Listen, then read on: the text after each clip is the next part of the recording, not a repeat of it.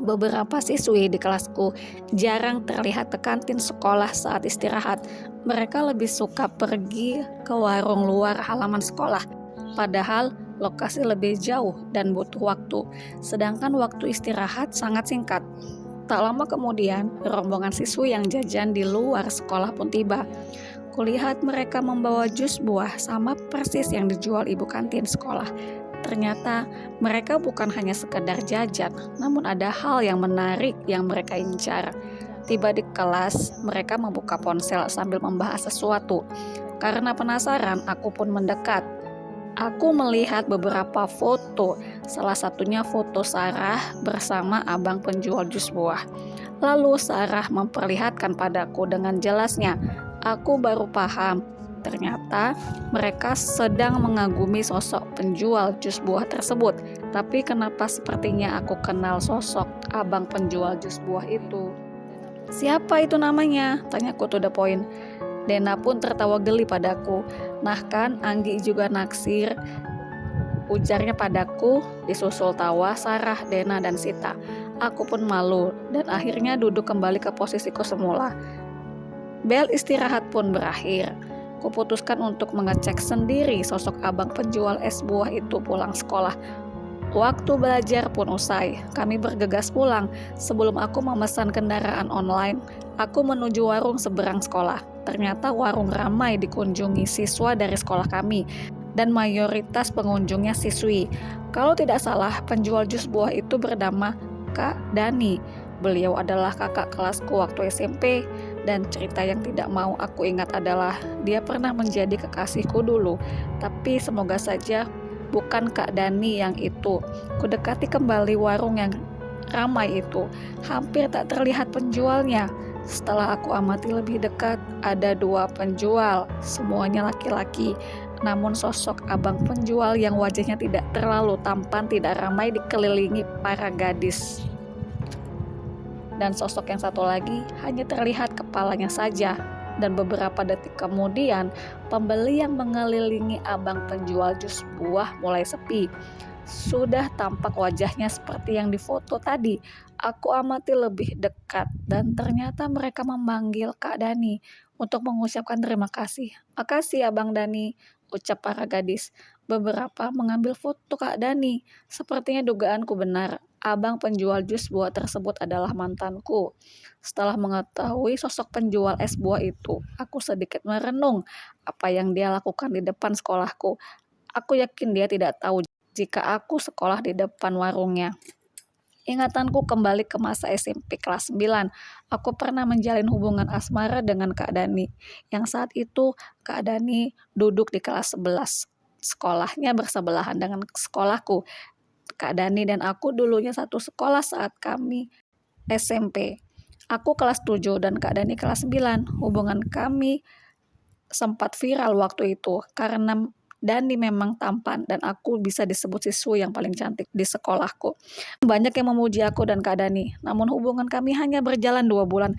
Kak Dani yang mengakhiri hubungan kami. Katanya dia tidak mau mengganggu waktu ujianku. Teringat juga saat aku menangis karena cintaku dicampakkan oleh Kak Dani. Namun ada benarnya juga, aku jadi fokus mempersiapkan ujian. Dan sejak itu aku memilih SMA yang jauh dan menghapus semua jejak medsosku. Aku tidak mau dihubungi Kak Dani dan teman-temannya. Sekarang aku duduk di kelas 12. Kak Dani pasti sudah menjadi mahasiswa. Jika dia kuliah, tapi aku tidak tahu apakah dia kuliah atau hanya fokus jualan. Kak Dani memang pintar dan jago dalam hal merintis bisnis. Sudah terlihat sejak dia duduk di bangku SMA. Lalu aku pun membuka grup khusus kami para gadis. Namanya adalah grup wanita kece dan tangguh. Itu adalah grup yang dibuat Dena. Aku jarang membukanya karena banyak info yang kurang mendukung untuk pelajaran sekolah kami. Kebanyakan isi grupnya membahas gosip terbaru. Karena aku ingin tahu tentang Kak Dani, maka aku klik grup wanita kece dan tangguh. Ada 500-an chat yang belum aku baca. Ternyata benar, ada foto Kak Dani sedang di warung. Pujian abang tampan penjual jus buah menjadi trending topik di grup itu. Aku pun menghela napas dan tidak mau terlihat lebih jauh dan tidak mau terlibat lebih jauh dan lebih fokus dengan sekolahku. Beberapa minggu kemudian, terdengar kabar bahwa siswa laki-laki tidak terima jika para siswi lebih suka nongkrong di warung luar sekolah. Intinya, para siswa laki-laki di sekolahku tidak suka jika para gadisnya memuji sosok Dani. Dani seolah parasit bagi laki-laki. Di kelas pun mulai ramai membicarakan Kak Dani. Apa salah Kak Dani? Dia itu memotivasi kami untuk semangat belajar. Dia sama sekali berbeda dengan kalian. Dia pintar, dia itu juga mahasiswa loh. Dena membela Kak Dani di depan Rama dan beberapa laki-laki siswa lainnya. Rama pun menggebrak meja. Cukup, diam kamu, sambil melotot. Aku pun deg-degan dan tidak menyangka Kak Dani bisa memecah belah siswa. Lalu tak lama kemudian, Acoy ke kelas kami berlari terengah-engah. Acoy mendekati Dena. Gawat, Rama sama anak TKJ akan menggempur warung Kak Dani. Sontak kami pun kaget. Apa iya? Tanya Dena memanas. Ayo kita lapor kepala sekolah yuk, ajak Sita dan kawan-kawan. Astaga, apakah senekat itu? Lalu Acoy menyampaikan kepada kami, Miranda baru aja putus dengan Nando gara-gara Miranda deketin Kak Dani terus, makanya suasana jadi rumit dan semua kebawa emosi. Semoga tidak terjadi hal-hal yang tidak diinginkan. Sekolah langsung memanggil wali kelas kami untuk menanyakan perihal rencana siswa yang hendak melabrak tukang es buah yang viral karena ketampanannya itu. Informasi itu aku dapatkan dari ketua OSIS kami, Fatur. Untunglah kepala sekolah kami bergegas memanggil para wali kelas untuk menghindari hal-hal yang tidak diinginkan. Alhasil ada sekitar 20 siswa berbaris rapi di depan ruang kepala sekolah termasuk Rama. Mereka baris saat kami pulang sekolah. Mereka pun jadi tontonan para siswa dan guru-guru sekolah. Hari Minggunya, aku dapat informasi bahwa pasukan siswa laki-laki akan melanjutkan protesnya ke warung jus depan sekolah. Aris yang menelponku. Awalnya dia bertanya padaku, apakah aku juga salah satu penggemar Kak Dani. Mengingat Aris pernah menyukaiku setahun lalu saat kami duduk di kelas 11. Hai Anggi, jangan-jangan kamu juga ngefans ya sama Kak Dani? Tanyanya padaku. Lalu aku pun menjawab, untuk sementara aku tidak ngefans, mana tahu besok-besok aku kepincut padanya. Jawabku, bisa gawat kalau satu sekolah tahu aku pernah jadi mantan Kak Dani. Lalu Aris mau menambahkan, bisa jadi hari ini mereka menghancurkan warung Kak Dani karena kepala sekolah tidak akan ikut campur siswa kan di hari libur. Wah gawat dalam hatiku. Lalu sekejap aku cek grup wanita kece dan tangguh. Ternyata para wanita sudah berada di warung depan sekolah untuk mencegah terjadinya adu jotos. Minggu sore hari situasi sudah aman, tidak ada adu jotos dari siswa. Namun malam harinya siswa laki-laki nekat melancarkan serangan ke warung Kak Dani. Aku merasa risih dengan notifikasi di grup yang tidak berhenti. Dari situ aku mengetahui kalau para siswa laki-laki sudah menghancurkan warung Kak Dani sekitar pukul 9 malam.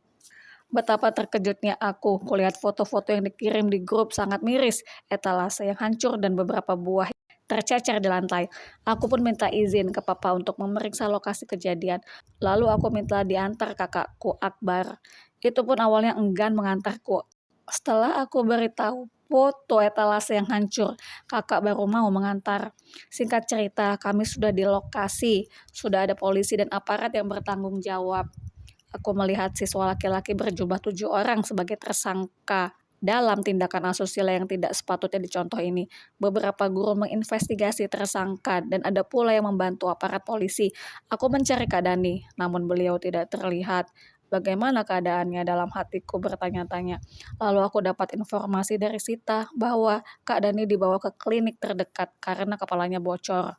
Aku minta Kak Akbar untuk menuju ke klinik keluarga terdekat. Tak lupa aku menggunakan maskerku agar tak mudah dikenali. Sesampainya di sana, banyak sekali siswi dari sekolahku. Ternyata mereka sudah tiba duluan. Aku ragu untuk masuk ke ruang tunggu. Pasti mereka mengira aku juga ngefans sama Kak Dani. Sampai selarut ini, tiba-tiba aku di klinik. Beberapa saat kemudian, Kak Dani dan rombongan keluar dari klinik. Aku pun papasan dengan mereka. Lalu kakakku Akbar yang mengenal Kak Dani saling menyapa. Kulihat Kak Dani terluka di kepalanya dan sudah diperban. Untunglah tidak terlalu parah. Kak Akbar dan Kak Dani saling berbincang sejenak. Dan saat itu pula Kak Dani mendekatiku. "Anggi kan?" tanyanya padaku. Aku pun membuka maskerku. "Iya Kak," ujarku sambil menjelaskan kepada fans-fans Kak Dani yang berada di sekelilingnya bahwa Kak Akbar dan Kak Dani memang berteman sejak dulu. Semoga tidak ada yang tahu kalau kami pernah pacaran. "Bagaimana kabarnya Kak?" Lalu Kak Dani menjawab, "Aku tidak apa-apa, hanya saja aku geram dengan teman-teman sekolahmu." Jawab Kak Dani, "Tapi aku senang melihatmu Anggi. Rupanya kau juga sekolah di sini." Aku pun menjawab, "Iya." Para fans Kak Dani mengajaknya untuk istirahat. Beberapa dari mereka mengajak untuk pulang naik mobil. "Makasih semuanya atas perhatiannya. Akbar temanku sudah ada di sini. Biar Akbar yang mengantarku pulang. Kalian pun bisa pulang juga ya," ujar Kak Dani. Lalu satu persatu para fans pulang dan tinggal kami bertiga di depan klinik. "Aku akan menjadi saksi besok," ujar Kak Dani. "Maaf ya Kak atas perbuatan teman-temanku. Aku pun harus meminta maaf mewakili mereka. Akbar, aku senang melihat adikmu Anggi malam ini. Sepertinya dia makin cantik aja. Luka di kepalaku tidak terasa sakit." Mulai deh Kak Dani menggodaku. Sebelum pulang Kak Dani mengambil ponselnya dan meminta nomor HP-ku dan nomor Kak Akbar. Aku pun memberikannya. "Tolong save juga nomorku dan jangan diblokir ya," ujar Kak Dani. Aku tertawa geli karena dulu aku memang memblokir nomornya. Hadeh, aku kira Anggi ngajak kemana malam ini. Rupanya kalian mau bertemu. Tahu gini aku tidur aja di rumah, ujar kakakku Akbar. Kami berdua pun tersenyum.